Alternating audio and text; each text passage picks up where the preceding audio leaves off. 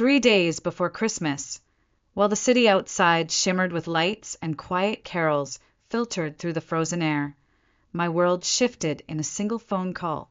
I had just walked through the door of my tiny apartment in Nashville, kicking off my hospital clogs and shrugging out of my heavy winter coat, a tired but genuine smile tugging at my lips.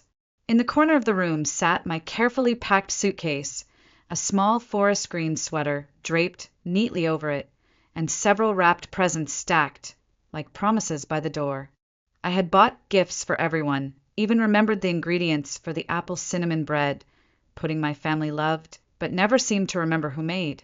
I had tried so hard to do everything right to be enough.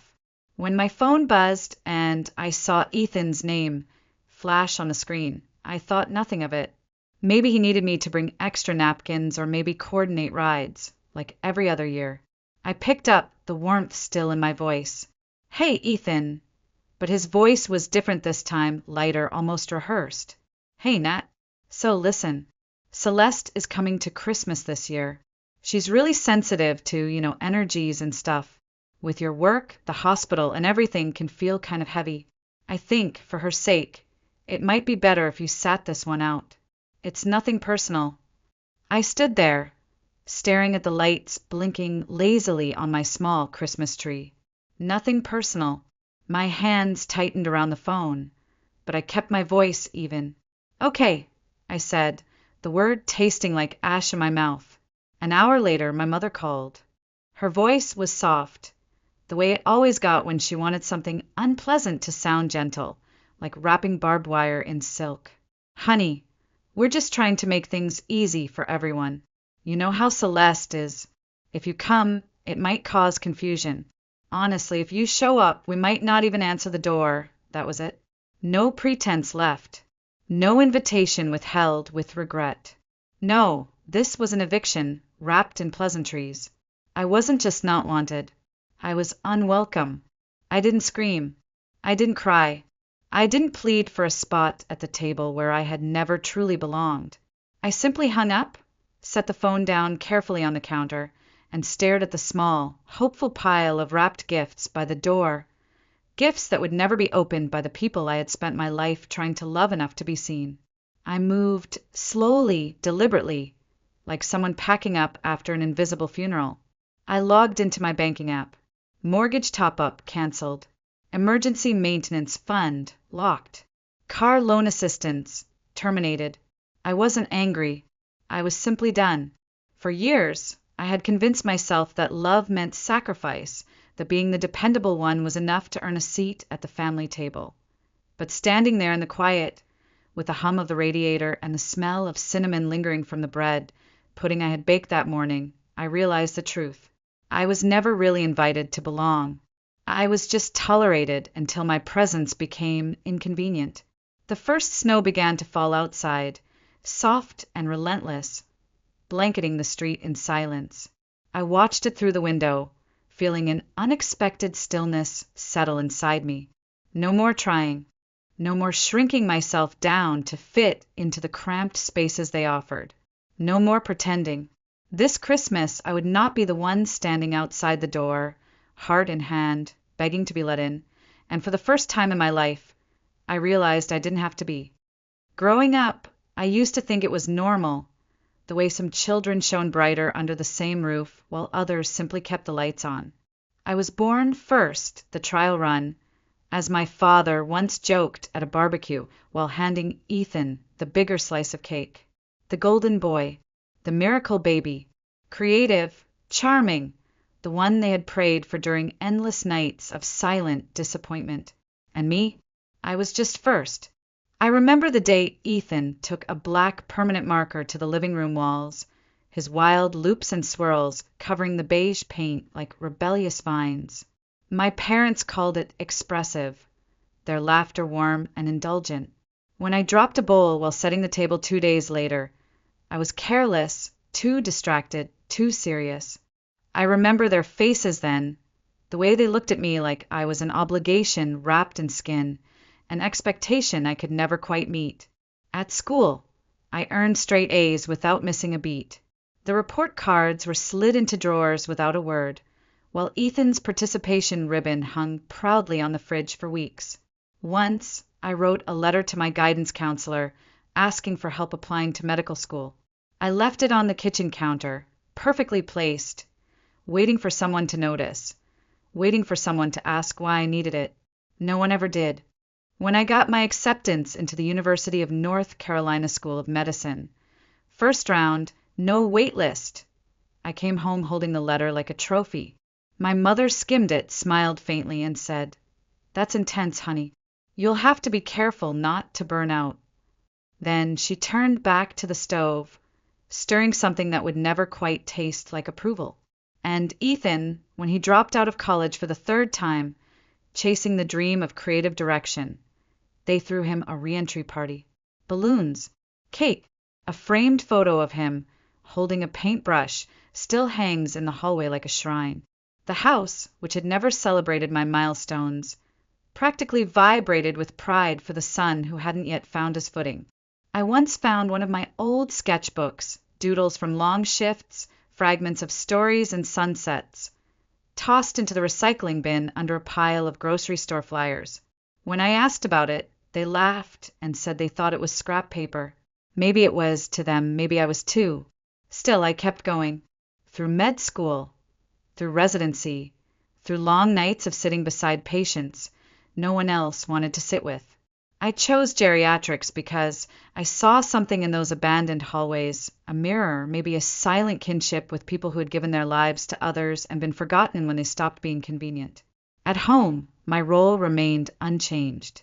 Quiet, reliable, invisible. I paid for the leaky roof when the insurance wouldn't cover it. I slipped extra cash into Ethan's accounts when his freelance gigs dried up. I covered copays for my mother's physical therapy. I sent money when Dad's truck needed new brakes.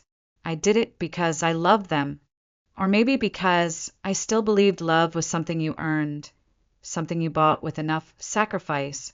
They never asked for public thanks. They didn't need to. Gratitude, in their language, wasn't spoken aloud. It was assumed like air, like obligation. And so, every time I handed over another piece of myself, they took it with open hands and closed hearts, never once thinking to look back. I told myself that was what family meant. Unseen but necessary. The scaffolding holding up everyone else's dreams. It wasn't until the phone calls that night, their voices so casual, so polite in their cruelty, that I realized scaffolding isn't supposed to bleed for the building it supports. Adulthood didn't change the pattern, it just made it more expensive. I moved into my first apartment after residency, a one-bedroom with peeling paint and a faulty heater, while Ethan lived downtown in a loft that my parents helped subsidize because he needed inspiration.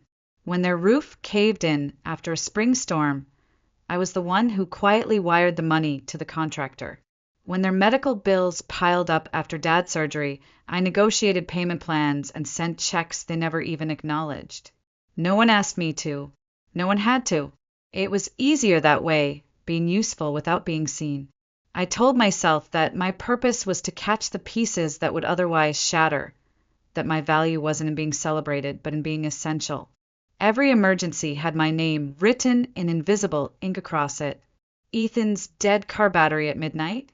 I paid for a new one before the morning frost thawed. My mother's overdue physical therapy? I called the clinic myself, settled the bills, and arranged transportation.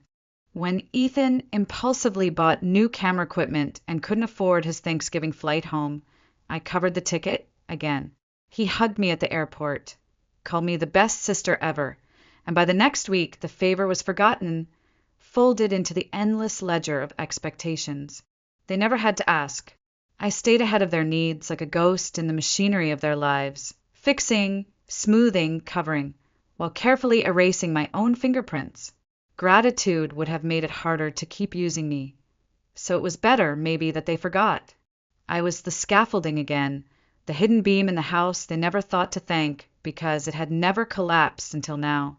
Sometimes late at night, after double shifts at the hospital, I would sit by the window with a cup of tea and wonder what it would feel like to be seen. Not as a utility, not as a fallback plan, but simply as Natalie, someone whose presence was enough without having to earn her keep every holiday, every family dinner, every whispered crisis. But the years taught me not to linger too long on wishes. Wishes were for children and golden boys. Wishes didn't pay mortgages or reset expectations carved in bone. So I kept moving, kept showing up, kept absorbing every slight and every omission like a sponge that was never supposed to leak. When Christmas rolled around each year, I baked the apple cinnamon bread, pudding they all loved, carefully wrapping it in foil and smiling when they said, "Oh, this is just like the one from last year," as if it had appeared by magic. When Ethan struggled with rent between gigs, I wired a quiet deposit into his account and ignored the way he only called afterward to brag about a new project. When my parents needed help filing their taxes, I stayed up until 2 in the morning on the phone, walking them through deductions they barely understood, while my own returns sat untouched on the counter. I thought that love meant being the one who stayed late, who answered every call, who solved every problem before it could become an inconvenience. I thought that if I just did enough, sacrificed enough, eventually the equation would balance. Eventually someone would look at me and see more than a safety net stretched too thin. But that night, standing in my small kitchen with the phone still warm in my hand, I realized the terrible truth. No matter how much I gave, they would never see me, because they had never learned how, and I had never made them. That night, after the phone calls ended and the false pleasantries dissolved into silence, I sat alone in my dimly lit apartment, the scent of cinnamon still clinging to the air like a memory that refused to leave. Outside, the snow thickened, soft and indifferent, blanketing the city in a quiet that felt almost reverent. I watched it fall through the frosted window, the lights from the street lamps blurring into halos. I reached for my phone again, but not to call them, not to beg or to reason or to fight. I opened my banking app, the familiar blue and white screen, flickering to life with a quiet beep. Mortgage top-up canceled. $800 a month that had quietly kept their house from slipping into default gone. Emergency maintenance fund locked. No more rainy day rescues. Car loan assistance terminated. Ethan's new battery would be his own problem next winter. It felt mechanical at first, clicking buttons, toggling off automatic payments that had long been woven into my routine, like brushing my teeth or paying my own rent. But with each cancellation, each deliberate act of removal, a strange lightness unfurled inside me, like a bird stretching its wings for the first time in a cage left accidentally open. I pulled out a notebook and made a list, the quiet debts I had absorbed without protest over the years, the plane tickets, the medical bills, the late-night wire transfers, the whispered emergencies, solved without ceremony. I stared at the list until the ink blurred, not from tears but from a grief so old and so deep it had hardened into something almost clean. I wasn't angry, not in the way they would later accuse me of being. I was simply awake for the first time. They would not notice right away. That's the thing about being the invisible scaffolding. It's only when you're gone that anyone realizes you were holding up the whole damn ceiling. The missed mortgage payment wouldn't sting until the final notice arrived. The forgotten rainy day fund wouldn't matter until the pipes burst again in January. Ethan's gigs would still flutter and fall like they always did. But this time there would be no soft landing stitched together by my hands. I didn't announce it. No grand declarations. No fiery text messages. No social media posts dripping with vague sadness. I didn't even tell Aunt Lillian, the only member of the family who still sent me birthday cards with handwritten notes. I simply withdrew, quietly, completely. I deleted the half-written holiday message I had drafted earlier that day, the one wishing everyone a warm and joyful Christmas. I unplugged the tree. I put the wrapped gifts back into the closet, their cheerful paper suddenly garish and strange against the starkness of my new resolve. I didn't cry. I didn't even feel the need to. There was no room for sorrow in the space that had opened inside me, only clarity. Love, I realized, shouldn't feel like a constant performance for an audience that never bothers to applaud. Family shouldn't be a ledger where the cost of belonging is measured in sacrifice after sacrifice until there's nothing left to give. I had spent years believing that if I just gave enough, stayed small enough, smiled wide enough, I could earn a place that should have been mine without question. But love that demands your silence isn't love at all.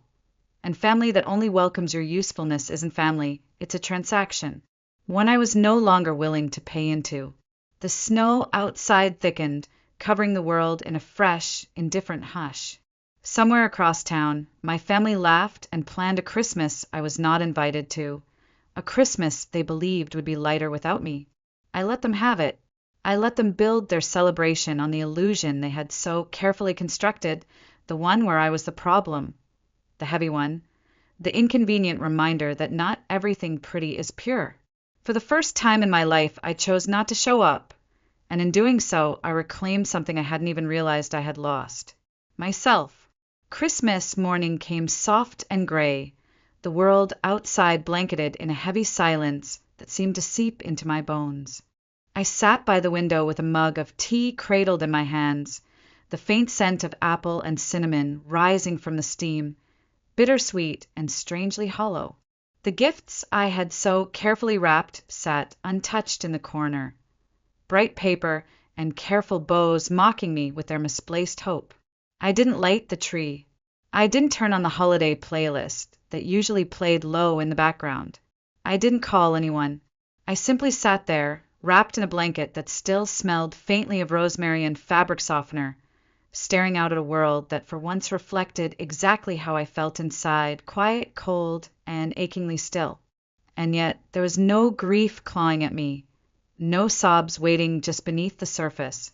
There was only a strange, almost sacred stillness, the kind that follows a storm so complete it leaves the air scrubbed clean.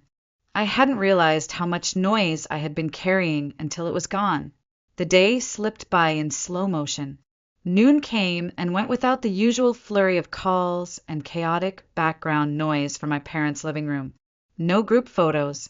No Ethan posting festive selfies with Celeste, the new darling of the family narrative.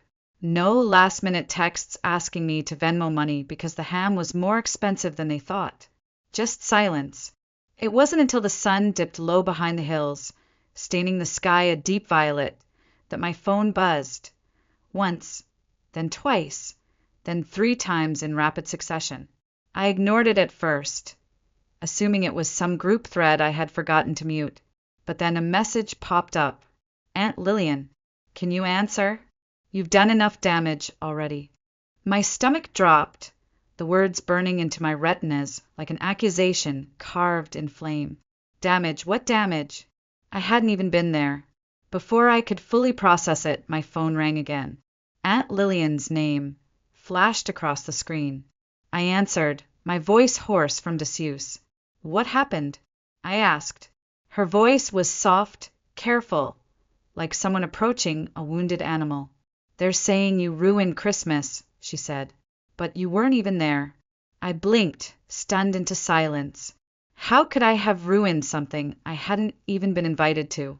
How could absence be more disruptive than presence? Aunt Lillian hesitated, then continued, piecing the story together in slow, broken phrases. Apparently, some time after dinner, Celeste had wandered through the house, glass of wine in hand, admiring old family photos lined up on the mantel. She had paused at one, a faded snapshot of me from a birthday party long ago, smiling awkwardly in a too big sweater, and she had recognized me. That's Dr. Natalie Hartman, she had said aloud, her voice carrying over the low hum of post-dinner chatter. She saved my grandmother's life.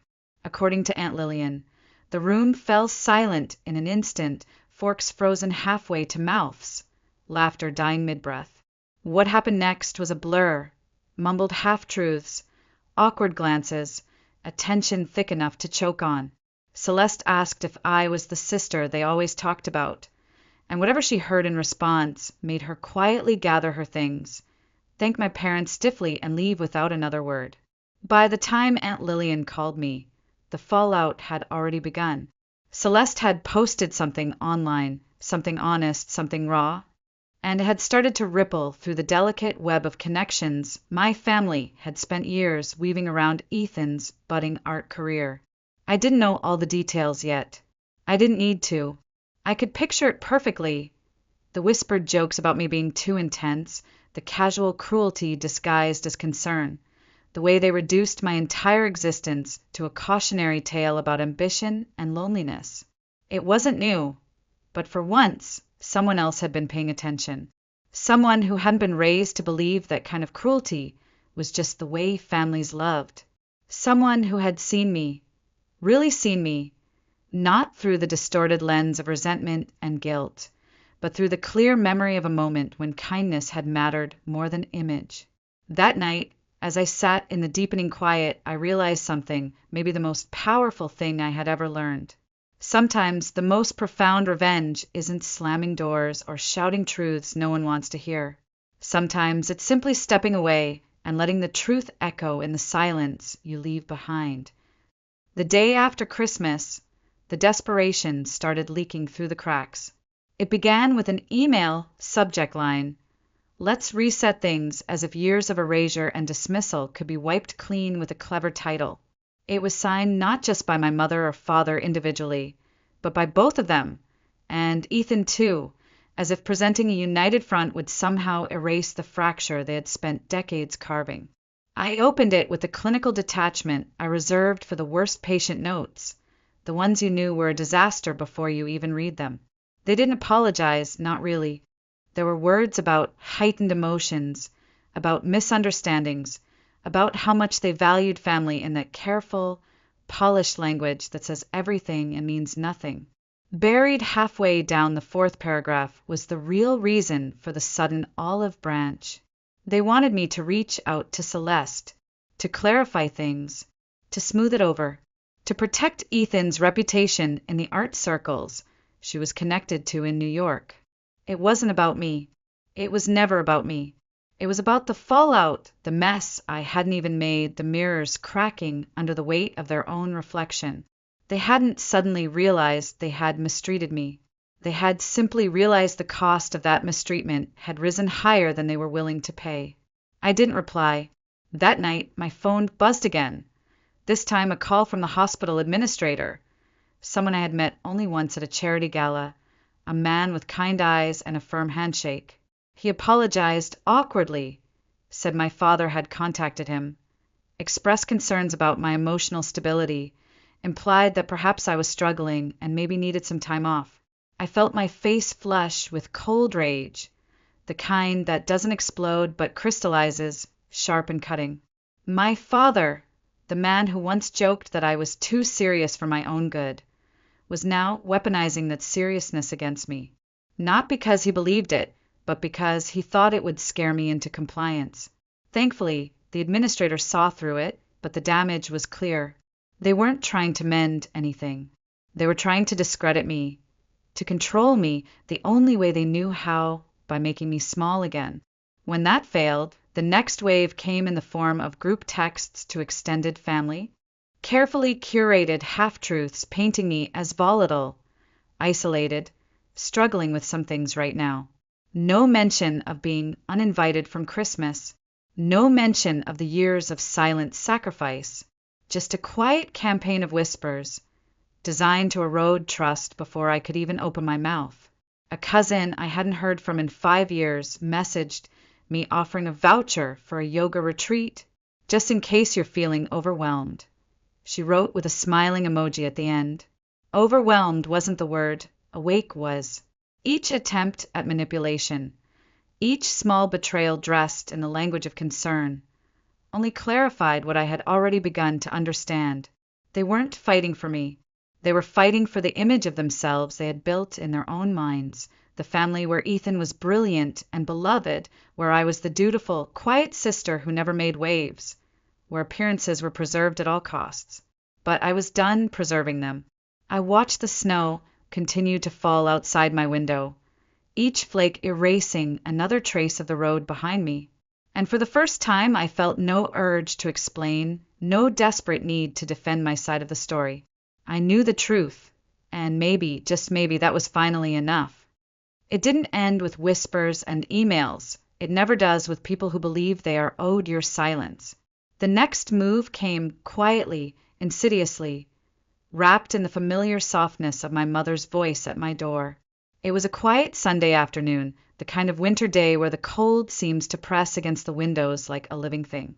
I was filing patient notes at my desk, a mug of lukewarm tea forgotten beside me, when I heard it, a soft, almost tentative knock. I didn't move at first. I just listened to the sound of my own heartbeat, steady and calm. Then I rose, walked slowly to the door, and peeked through the peephole. There they were, my mother, my father, and Ethan, standing awkwardly on the front step, bundled in coats and forced smiles. A family portrait painted in desperation. I didn't open the door right away. I didn't feel fear, only a detached sort of sadness, the kind you feel when you finally realize the rescue ship you've been waiting for is just another mirage. I opened the door a fraction, enough to let the cold seep in, but not enough to invite them inside. My mother spoke first, her voice carefully calibrated to sound gentle. "We just want to talk," she said, clutching her purse like a lifeline. I didn't move. I didn't nod. I didn't soften, because I finally understood they weren't here for me. They were here for the version of me who still thought love could be bartered, for the girl who used to fold herself smaller and smaller to fit into the narrow spaces they allowed. That girl didn't live here anymore. The silence stretched between us, thick and brittle. I saw the flicker of frustration in my father's eyes, the way Ethan shifted his weight from foot to foot, like he wanted to be anywhere else. They were uncomfortable. Good. After a long moment, I said the only word I needed to say. No. No explanations. No bargaining. No reopening wounds they had never tried to heal.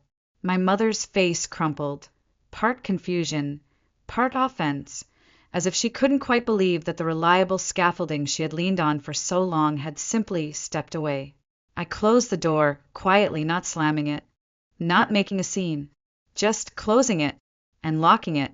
On the other side, I heard their muffled voices rising, first pleading, then frustrated, but I didn't listen. I walked back to my desk, sat down, and wrapped my hands around my now cold tea, letting the silence settle over me like a bomb. Across the room, the framed letter from Celeste sat beside my computer, the ink still smudged slightly at the corners where she had pressed too hard while writing. I looked at it, and for the first time in my life, I didn't feel the weight of expectations pressing down on my chest. I thought about all the years I had spent trying to earn my place in a family that only ever measured me by the ways I failed to reflect the image they cherished of themselves. I thought about every time I had swallowed my own pain to make them comfortable, every time I had built a bridge out of my own brokenness, just so they wouldn't have to feel the cold water below. And I thought about the truth, the one I had finally stopped running from. I wasn't created to be convenient. I wasn't born to be a mirror for their pride or a sponge for their disappointments. I was something else entirely, and maybe, just maybe, that was finally enough. They didn't leave right away. I heard the soft scuff of shoes against the doormat, the low murmur of hurried conversation, the desperate edge creeping into their voices. My mother knocked again, lighter this time, almost apologetic. "Natalie, please, we just want to talk." But I stayed where I was, seated at my desk, the framed letter from Celeste a quiet anchor in the growing storm. I took a sip of my cold tea, savoring the bitter taste. I let the knocking continue until it faded into silence. For the first time, I understood that forgiveness didn't always mean reopening the door. Sometimes it meant choosing not to.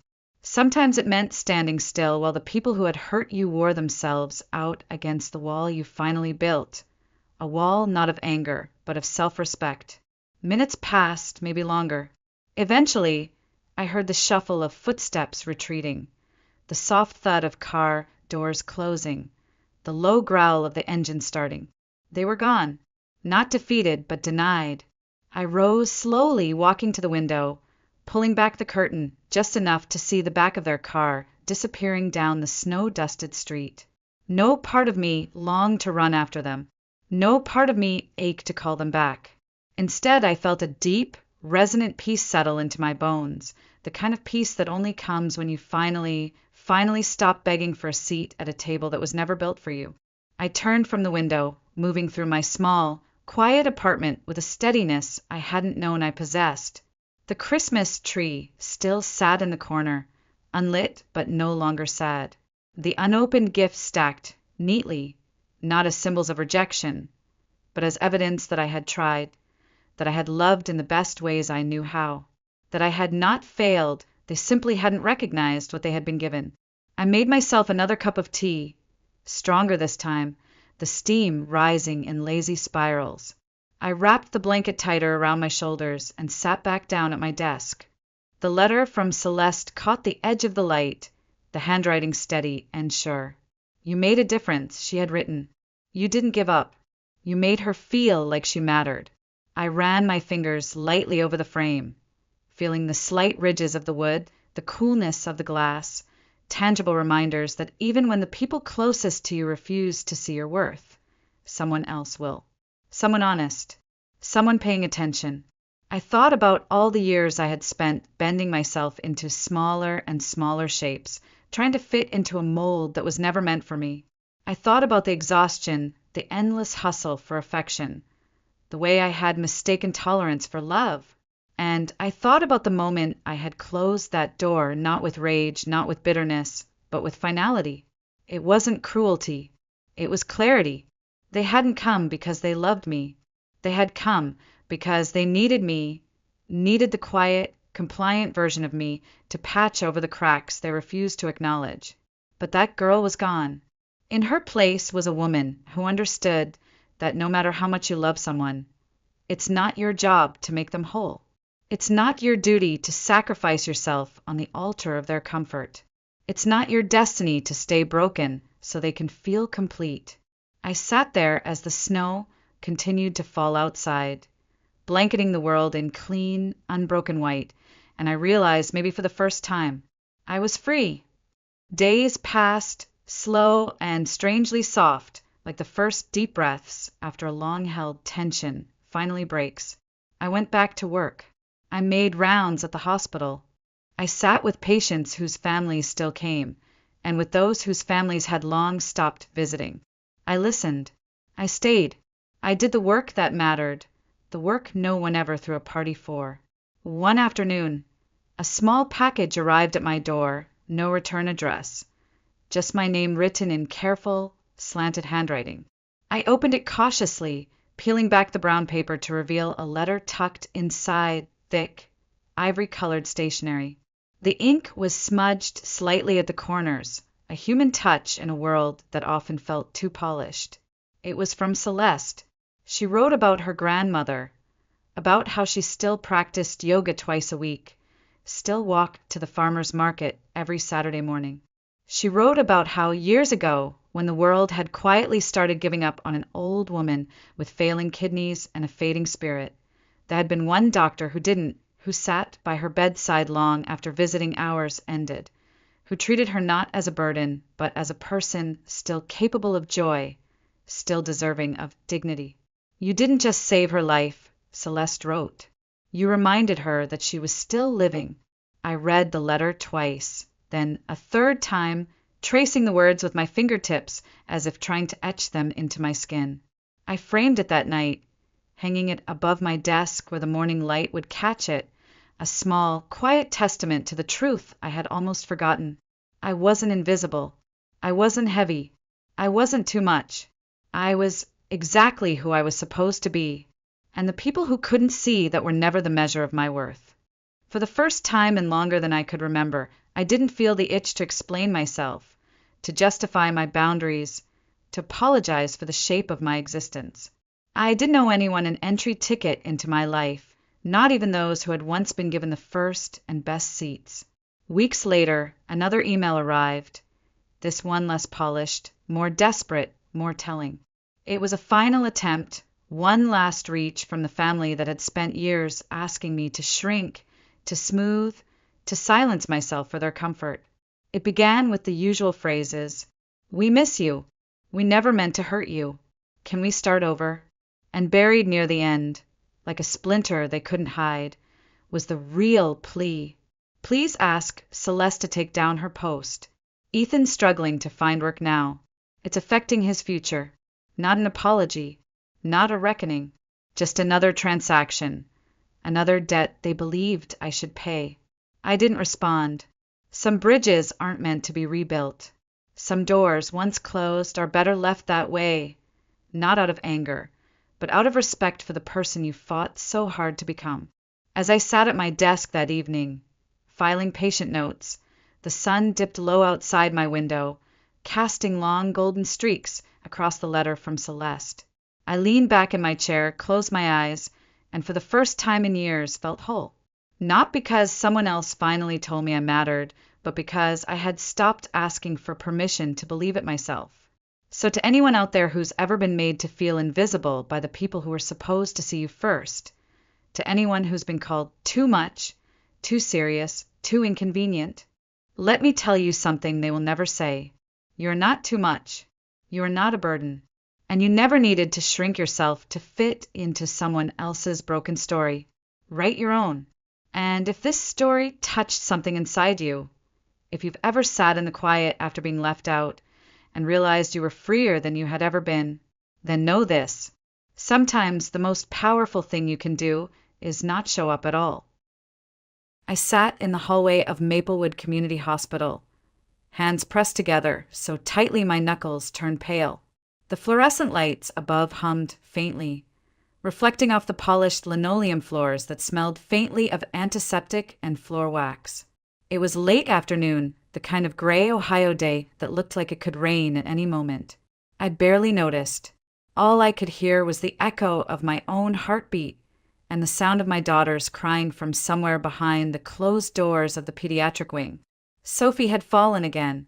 My sweet 7-year-old girl with those big, questioning eyes and hair like spun gold had bones as fragile as porcelain.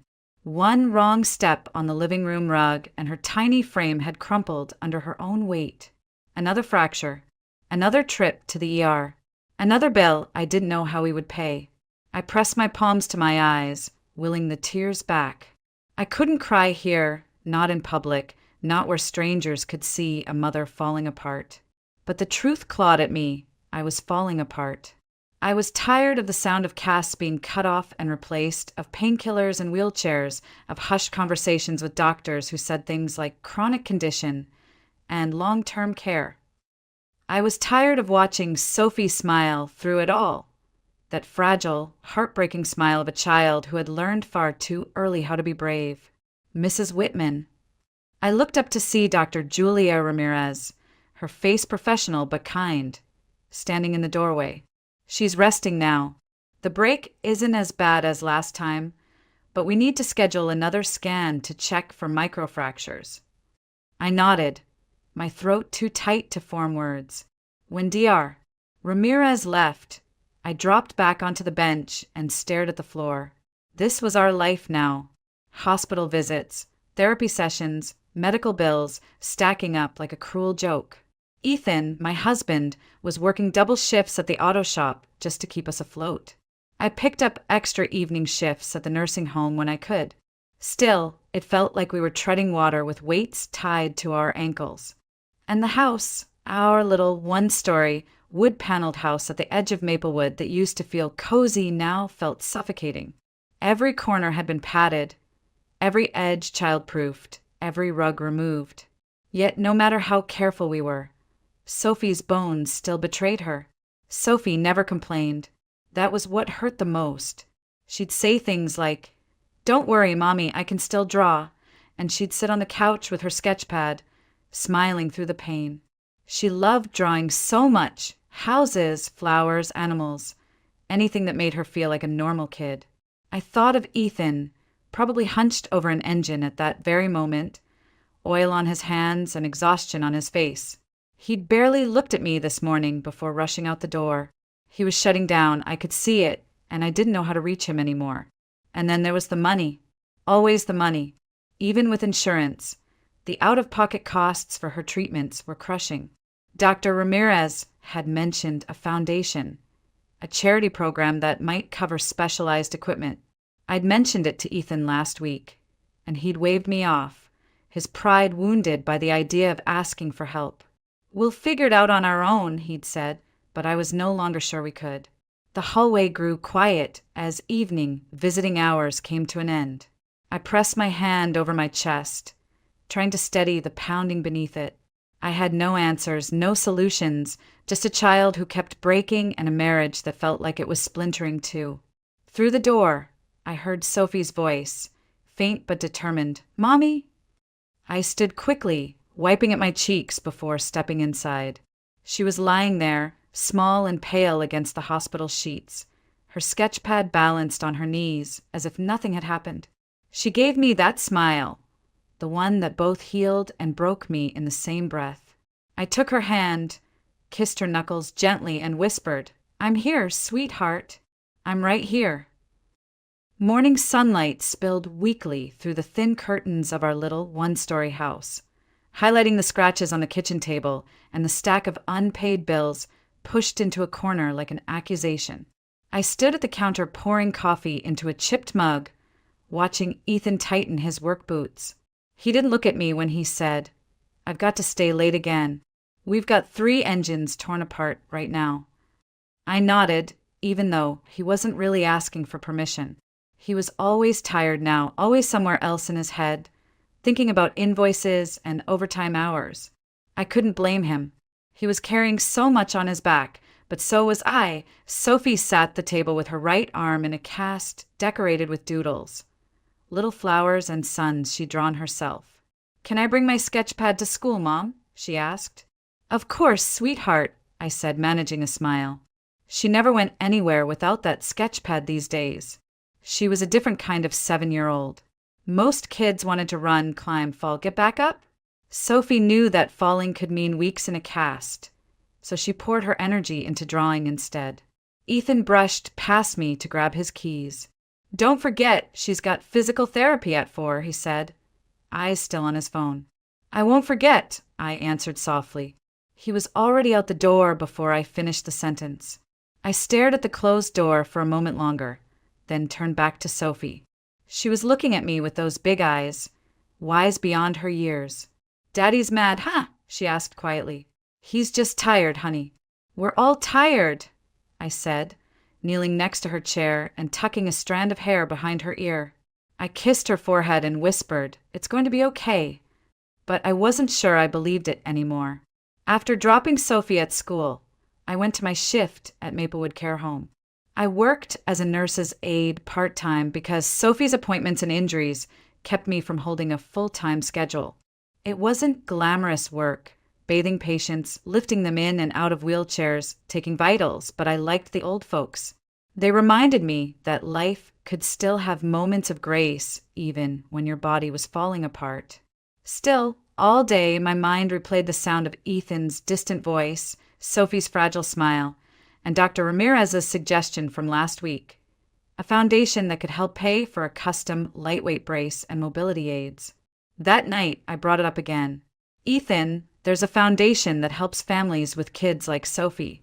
They could cover the cost of—" He cut me off, wiping grease from his hands with a rag. "Claire, we're not taking handouts.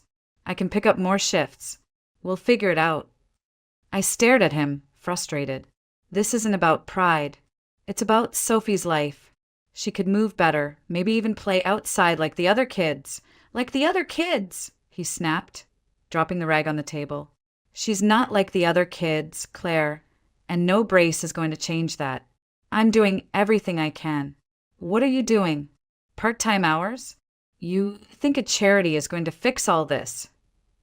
The word stung, cutting deeper than he intended, I knew, but they still hurt. Later that evening, Sophie sat on the couch drawing, oblivious, or maybe just pretending to be oblivious, to the tension swirling in the room.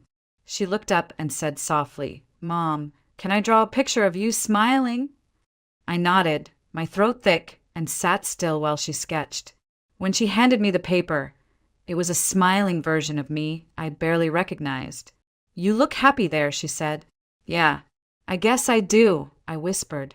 I folded the paper and tucked it into my pocket, knowing I'd keep it forever. Because even if I didn't feel like the woman in that drawing, Sophie saw me that way, and maybe, somehow, that had to be enough for now. By the end of the week, exhaustion clung to me like a second skin. Every day had blurred together. Waking up before dawn, making lunches with one hand while checking Sophie's medical forms with the other, rushing to work, picking her up for physical therapy, and then crawling into bed long after Ethan had already passed out on the couch. It was Friday afternoon when Hannah stopped by. She was my best friend since high school, the kind of person who could read me with one glance. She stepped inside, looked around at the unwashed dishes and the pile of laundry, then at me, still in my scrubs, hair pulled into a messy bun. "Claire, when's the last time you sat down?" she asked. I tried to laugh, but it came out broken. Sitting down feels like a luxury these days. We sat at the table while Sophie napped in her room. I told Hannah about the fight with Ethan over the foundation funding, about how he looked at me like I was betraying him just for wanting help. My voice cracked when I said, "Sometimes I think if Sophie hadn't been born with this condition, maybe Ethan wouldn't look so defeated all the time. Maybe I wouldn't feel like I'm drowning." Hannah reached across the table and squeezed my hand. "Claire, don't do that to yourself. This isn't Sophie's fault, and it's not yours either." But the words hung heavy in the air even after she left. That evening, Ethan came home late, covered in grease, smelling like motor oil and frustration. He barely said hello before heading to the shower. I reheated dinner and waited, feeling the silence stretch thin as glass. When he finally sat down, I tried to talk. "Ethan, we need to figure out a plan. The bills are stacking up, and Sophie," he cut me off, rubbing his eyes. "I'm working 60 hours a week, Claire. What else do you want from me?" I clenched my jaw, trying to stay calm. "I want us to be on the same team. I want to stop feeling like we're falling apart every time another bill comes in."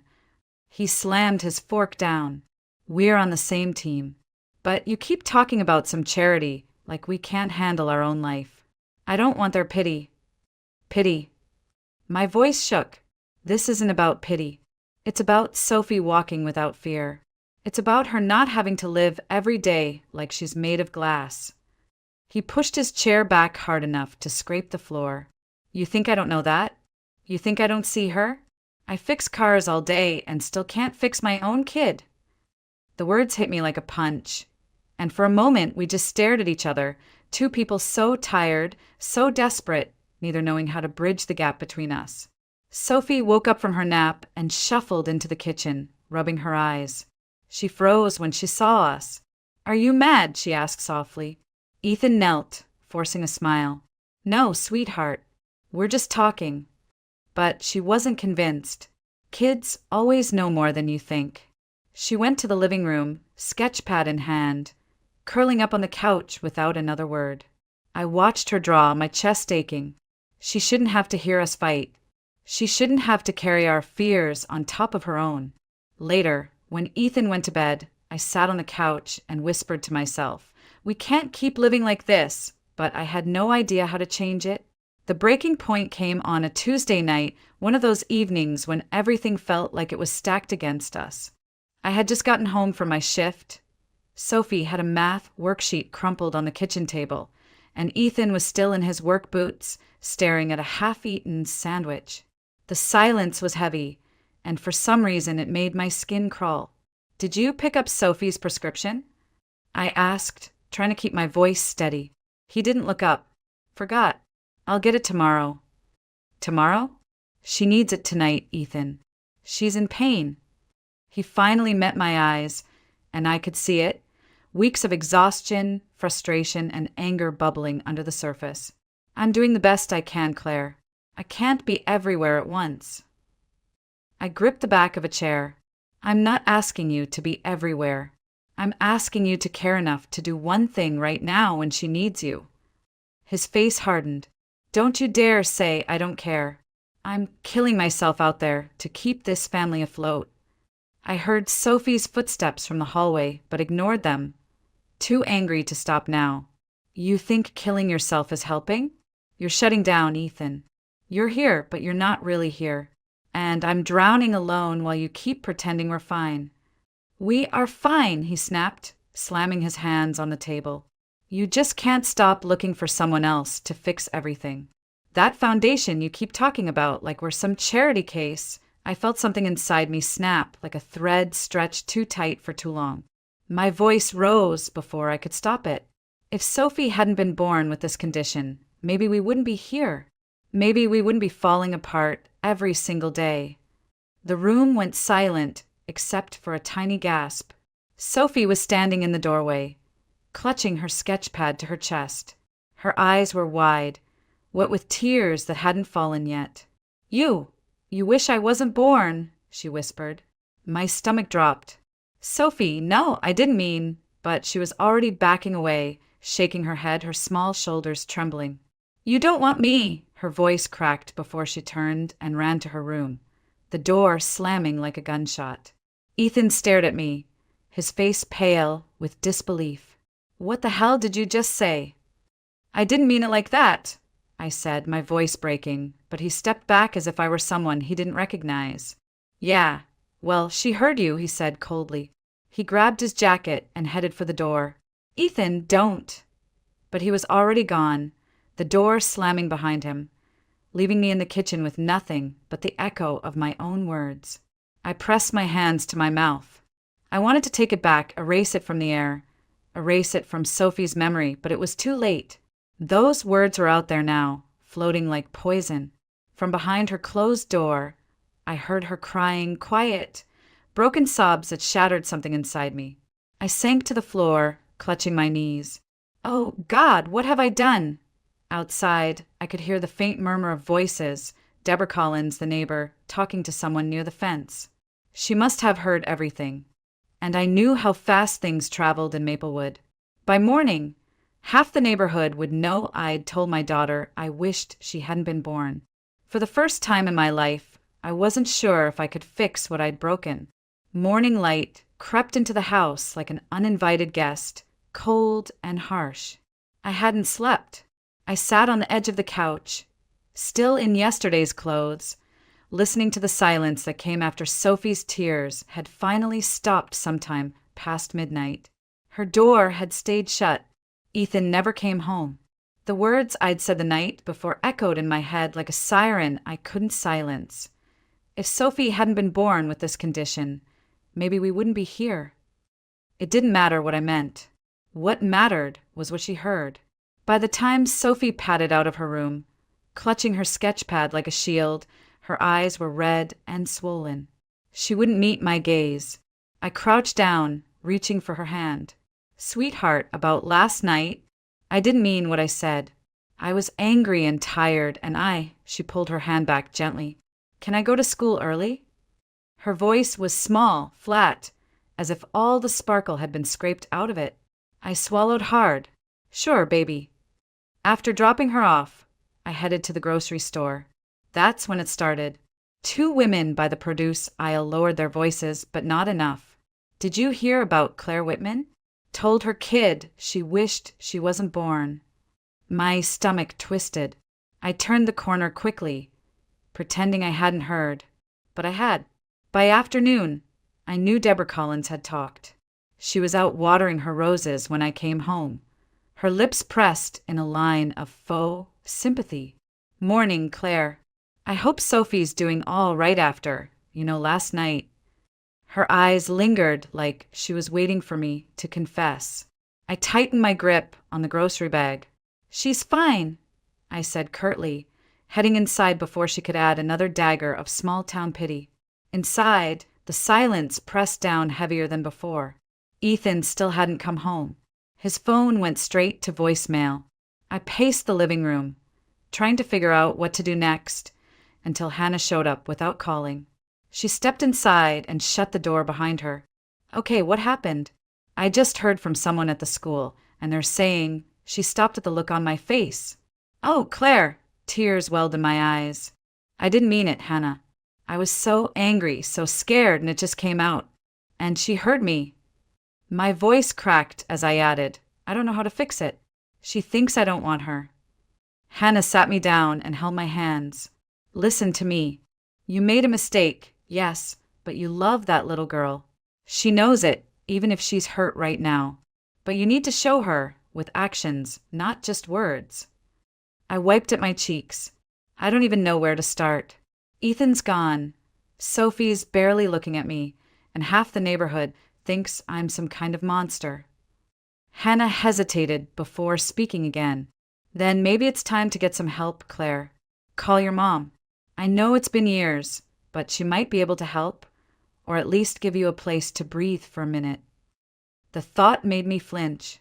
My mother, Margaret, and I hadn't spoken in almost 4 years. Too many arguments about life choices and pride. But maybe Hannah was right. Maybe I didn't have any pride left to lose. That night, Sophie stayed in her room again, sketching quietly. I sat outside her door, listening to the scratch of pencil on paper, wanting so badly to just open it, scoop her up, and erase last night. But I stayed there, knees tucked to my chest, whispering through the door, "I'm sorry, baby. I love you more than anything." "I'm so sorry." No answer came, just silence and the soft sound of her pencil, and I realized silence could hurt more than any scream.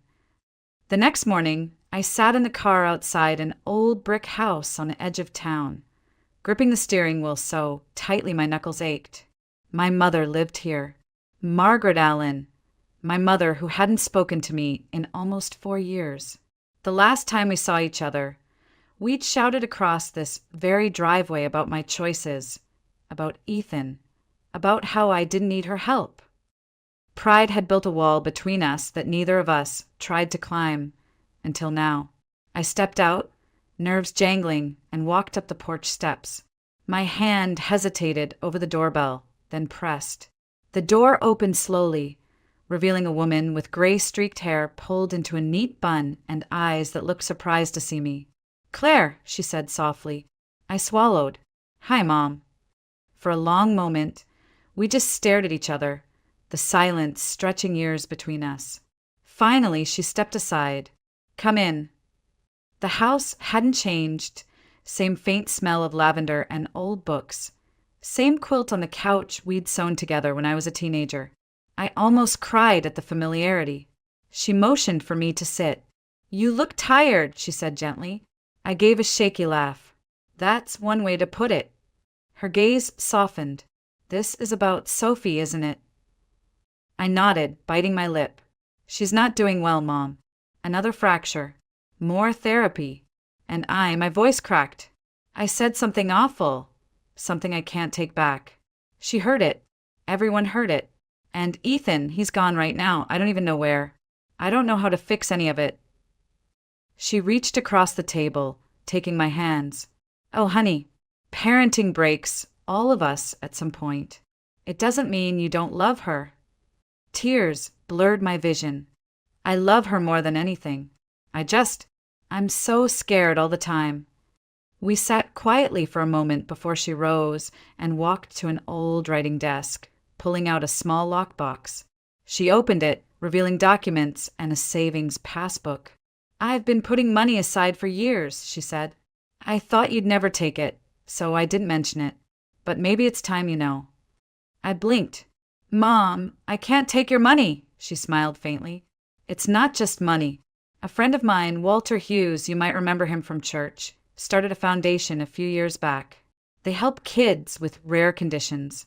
He told me once, if you ever know a family who needs us, send them my way." I didn't push before because of how things ended between us. But Claire, this is why he built it. For kids like Sophie. Hope flickered in my chest, small but real. "You think he could help her?" "I know he can," she said firmly.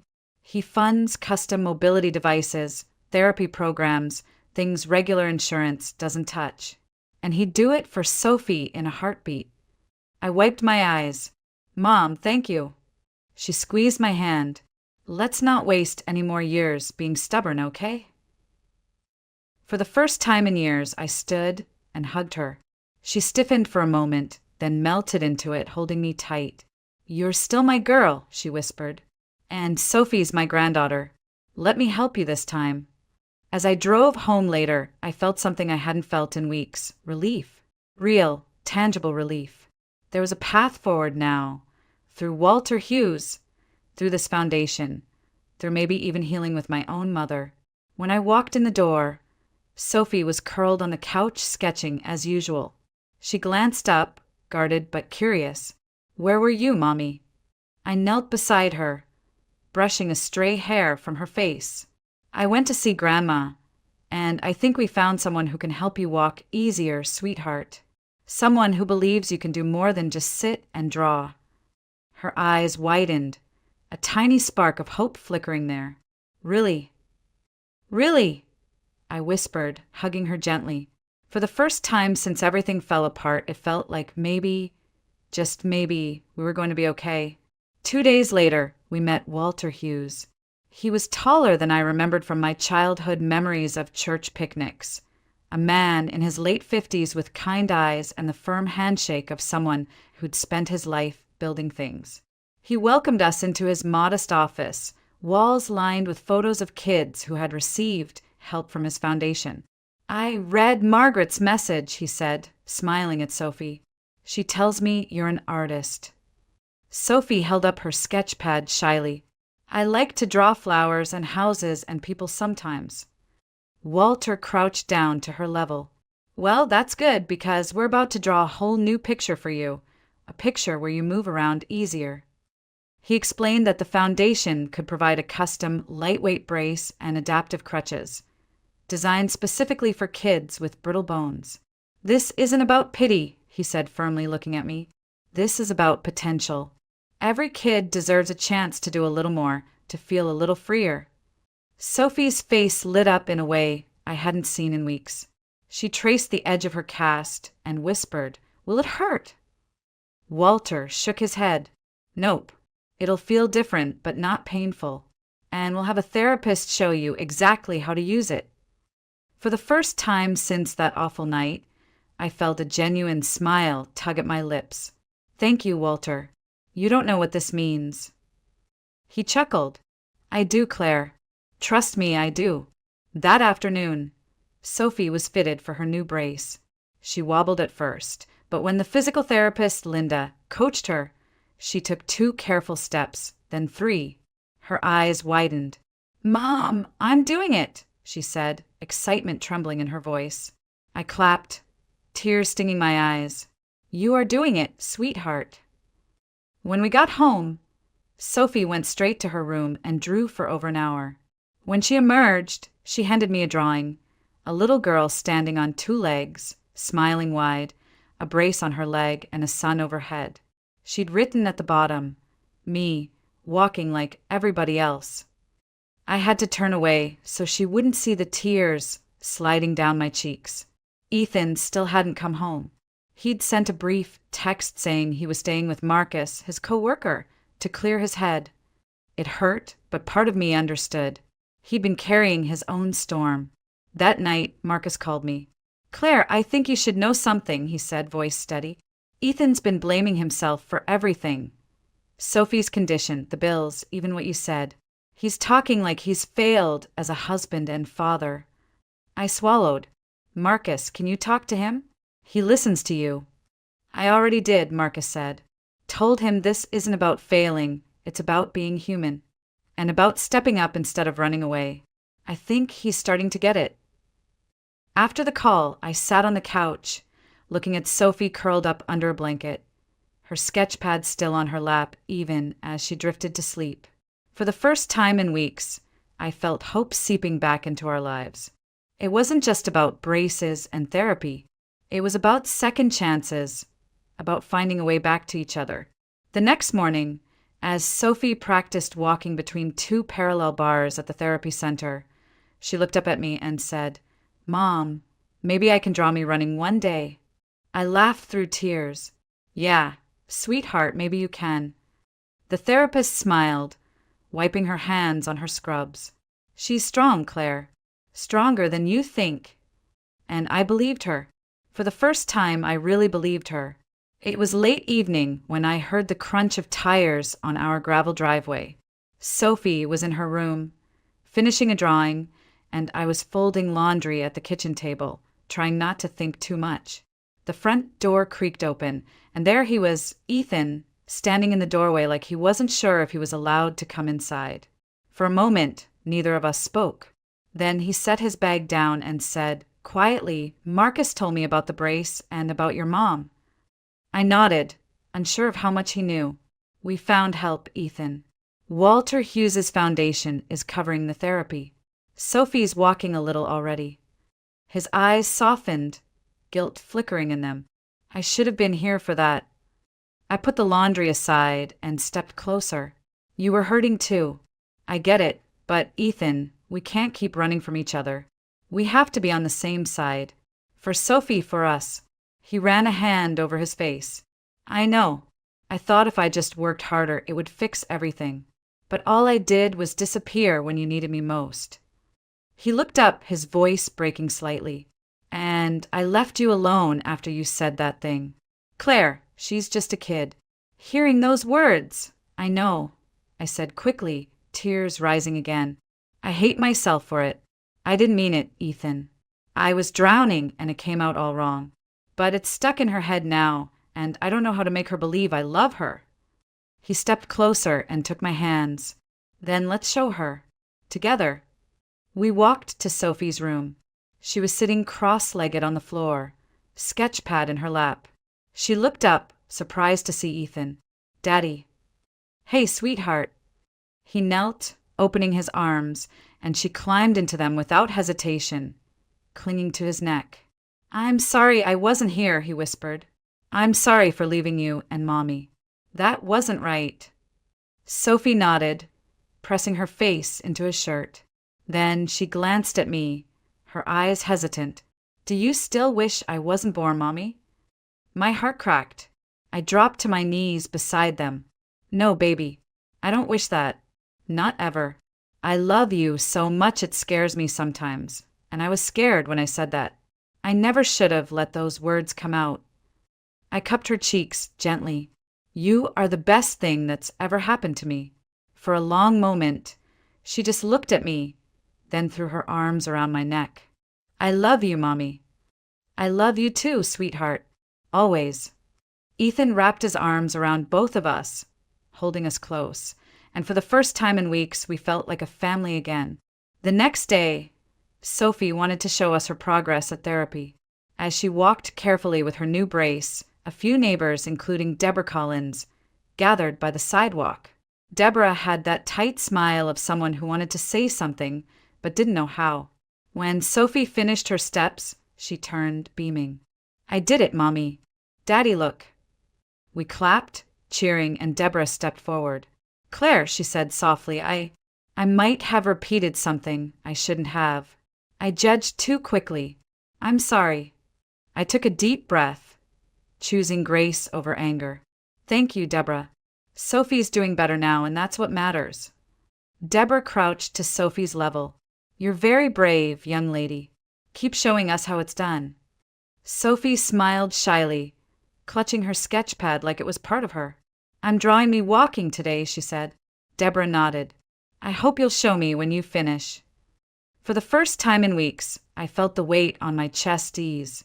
Not everything was fixed, but we were finally moving in the right direction, together. A week later, the therapy center buzzed with soft music and the low hum of conversation. Today was Sophie's big day, her first full walk across the practice floor without support from the parallel bars. The therapist, Linda, crouched at one end, holding her arms open like a finish line. Sophie adjusted her brace, clutching her sketch pad in one hand for courage. Ethan stood on one side of the room, phone ready to record, and I stood on the other, hands clasped tightly together. "You can do this, sweetheart," I said softly. She nodded, her small face set with determination. "I'm ready." Linda stepped aside and Sophie began. One step, careful but steady. Another step, then another.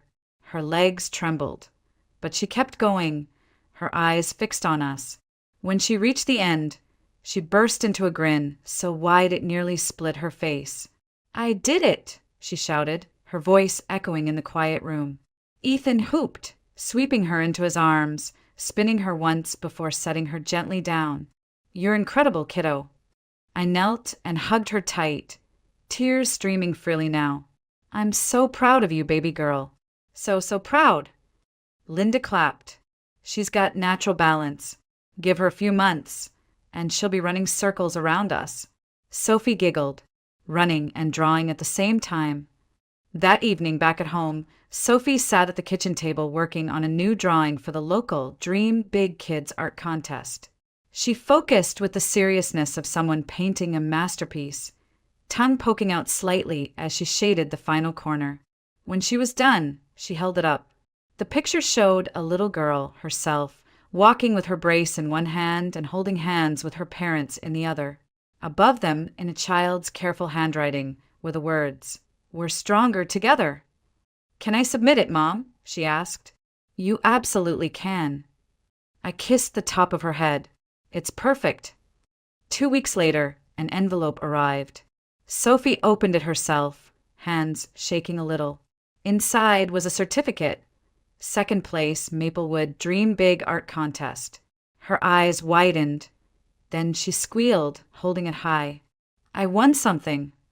"You earned it, sweetheart," Ethan said, lifting her onto his shoulders while she laughed. We pinned the certificate on the fridge, right next to her old drawing of me smiling. Only this time, the smile felt real. That night, as Sophie slept, Ethan and I sat on the porch. The warm Ohio evening wrapped around us like a soft blanket. Fireflies blinked in the yard, and somewhere far away, a train whistle blew. He reached for my hand. "You know, I almost didn't come back that night," he admitted quietly. "I thought maybe you and Sophie would be better off without me." I squeezed his hand. "I thought the same thing about myself, Ethan. But we were wrong. We just forgot how to lean on each other." He nodded, eyes glinting in the porch light. "We're going to be okay, aren't we?" I smiled, feeling the truth settle deep inside me. "Yeah, we are." I checked on Sophie one last time before bed. She was curled up with her sketch pad, a faint smile on her lips. I brushed a strand of hair from her forehead and whispered, "You are my greatest joy, Sophie Whitman, always." In that quiet moment, I thought back to the words I'd once said in anger, the words I thought might define us forever. But now, standing there watching my daughter sleep, I knew something with absolute clarity. Sometimes life gives you battles you never asked for, but it also gives you reasons to keep fighting. Sophie wasn't our burden. She was our miracle. And as I turned out the light and closed her door, I realized something else. Maybe, just maybe, we were finally stepping into the sunlight together.